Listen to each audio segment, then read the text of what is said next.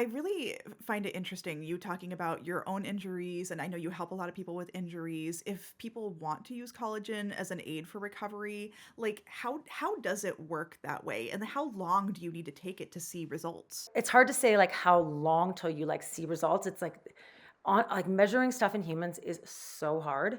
I usually, like, in a injury rehab scenario, usually, will take it through each phase, and, we might start off a little more aggressively when there's the bigger sort of essentially tissue making going on, where you're trying to, like, attach a ligament and help it grow and attach, where we might be more aggressive with dosing and timing, and then as that sort of tissue has integrated and is fairly strong and you're able to, um, go back to a certain level of training or loading, we might kind of pull back and be like, okay, you're able to do plyometrics now, but let's still, take a dose maybe before your sort of explosive power-based training sessions, or it's integrated into your pre-court routine where you have your like hour and a half before you have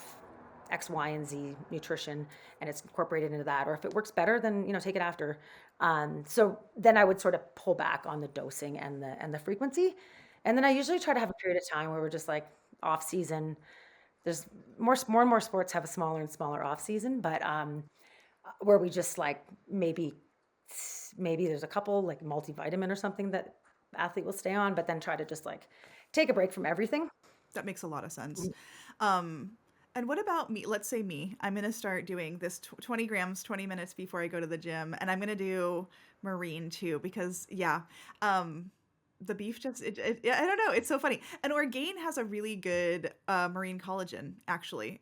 So that's, yeah, it's nice to know that they have that too.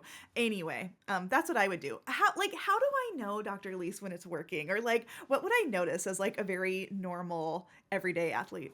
Yeah, I mean, it's hard to say again one thing that's working, but I'd say I definitely have a few like recreational athletes that will measure something with their performance. They might measure like their vert, or how they might.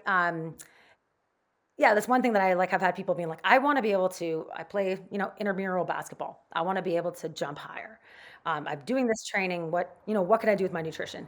So we might have a really tangible way to say, it might not just be this, the collagen isn't going to make your vert go higher, but it might help some of your targeted training, and your adaptations. I would say with like, and there's like, I definitely like really like measuring when you can, even with an N of one and even with all the bias. There are lots of like apps so you can measure pain score. There's a Visa P, which is it's a knee pain. It's a like reliable, validated knee pain scale. So there are like definitely like apps you can use that are like, okay, if I'm, trying to measure knee pain, maybe like use that as a way to measure yourself. And again, it's not going to be the only thing interacting, but I'd say like, yeah, depending on, what you're trying to use it for, then what's a way you could measure that if there is, and see if it's working.